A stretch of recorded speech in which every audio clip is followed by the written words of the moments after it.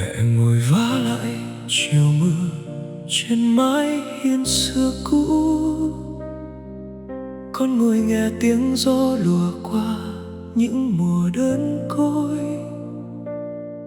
Có những yêu thương như chuyến tàu không quay lại, rời ga rồi mới biết lòng mình còn đứng chờ ai.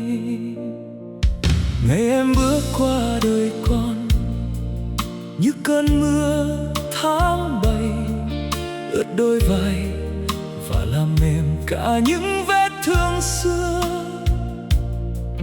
Con đang nghĩ bàn tay mình giữ được một người mãi mãi, nhưng bàn tay mẹ nói rằng đời không giữ ai bao giờ.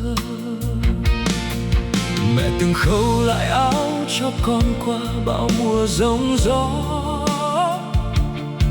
mà không khâu nổi trái tim này sau một cuộc chia xa. Con nhìn mưa ngoài hiên như nhìn năm tháng trôi qua. Người thương cũ giờ như khói, càng chạm càng tan ra. Bàn tay mẹ từng ôm con qua những ngày bão tố, sao không giữ được người con thương ở lại bên đời. Con đã đi qua bao đêm dài, qua trăm lần nghẹn thở, mà ký ức vẫn gọi tên em giữa tiếng mưa không lời. Bàn tay mẹ từng lau khô nước mắt khi con gục ngã, nhưng có nỗi đau nào lau mãi vẫn không nhạt phai. Người đi mang theo cả mùa yêu, bỏ con giữa khoảng trời lạnh giá. Chỉ còn bàn tay mẹ nắm con đi qua những tháng năm dài. Có những con đường càng đi càng xa nơi mình muốn đến, có những người càng thương càng không thể ở cạnh nhau. Em như ánh đèn cuối phố chập chờn trong đêm muộn, con như kẻ đi lạc tìm hơi ấm giữa ga tàu. Mẹ nhìn con say trong căn phòng đầy mùi mưa cũ, không trách một lời, chỉ lặng lẽ đắp áo lên vai. Con thấy trên tay mẹ những đường gân như vết thời gian dạn vỡ. Chắc mẹ đã đau nhiều hơn con, nhưng mẹ chẳng nói với ai.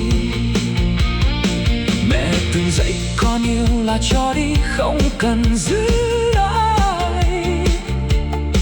Nhưng mẹ đâu dạy con cách quên một người đã quá sâu. Con ôn guitar nghe lòng mình như sợi dây sắp đứt, tiếng đàn vang lên như tiếng tim rơi khỏi ngực đau. Bàn tay mẹ từng ôm con qua những ngày bão tố, sao không giữ được người con thương ở lại bên đời. Con đã đi qua bao đêm dài, qua trăm lần nghẹn thở, mà ký ức vẫn gọi tên em giữa tiếng mưa không lời. Bàn tay mẹ từng lau khô nước mắt khi con gục ngã, nhưng có nỗi đau nào lau mãi vẫn không nhạt phai.